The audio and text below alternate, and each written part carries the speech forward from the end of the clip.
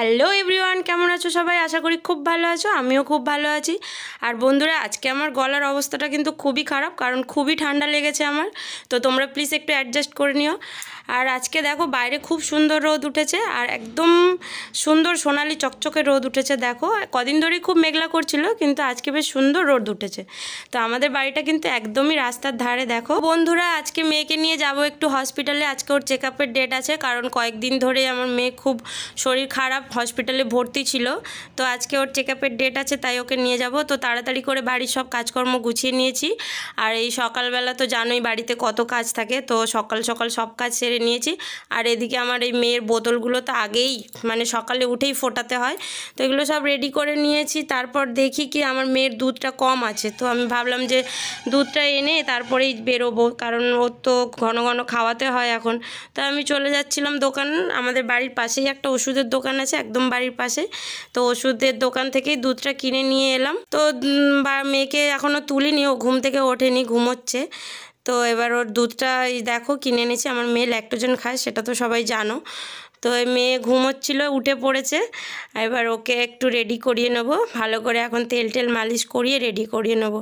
তার আগে কি বলতো, আমার মেয়ের সঙ্গে একটু টাইম কাটাচ্ছিলাম। দেখো ও ফোনটা সামনে দেখলেই কিন্তু খুব খুশি হয়ে যায়, তোমরা দেখতেই পাচ্ছ কিরকম খুশি হয়ে যায়, মানে খালি ফোনটা নেবে, কিছু তো বোঝে না তবুও ফোনটা নেবে। তো যাই হোক, মেয়েকে নিয়ে একটু টাইম কাটাচ্ছিলাম, দিয়ে তারপর আমরা রেডি হব এবারে। তারপরে আমার শাশুড়ি মা বললো যে না, ওকে একটু তেল মালিশ করিয়ে নাও। তো আমার শাশুড়ি মাই তেল মালিশ করিয়ে দিয়েছে ওর। দিয়ে আমরা এবার বেরোবো। দেখো আমি এই রেডি হয়ে নিয়েছি, এই দেখো কেমন লাগছে তোমাদের জানিও। তো হসপিটালে যাব, আমার সঙ্গে আমার দেওর যাবে। তো আমার পুজো সোনার বাবা তো এখানে নেই, তো আমার দেওরকে নিয়েই যাব। চলো তোমাদের দেখাচ্ছি।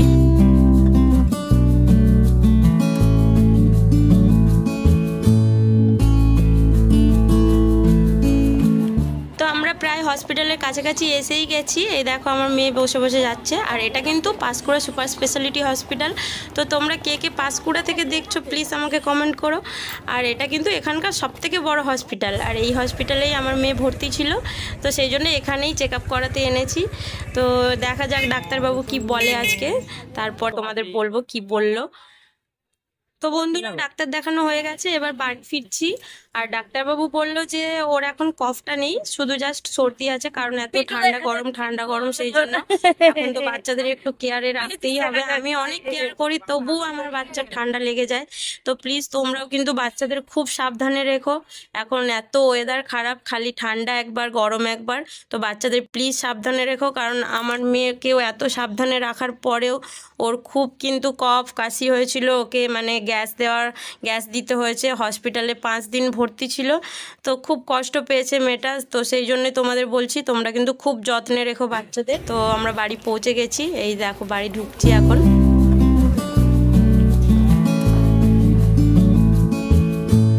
হসপিটাল থেকে এসে তো মেয়ে ঘুমিয়ে পড়েছিল, তো তারপর আমরা দুপুরের খাওয়া দাওয়া সেরে একটু রেস্ট করে নিয়েছিলাম। আর আমি এখন এসেছি আমাদের এই বাগানে, মানে আমাদের এখানে অনেক গাছ লাগানো রয়েছে, সেগুলো অন্য একটা ভিডিওতে তোমাদের দেখাবো, আজকে তো আর দেখানো সম্ভব নয়।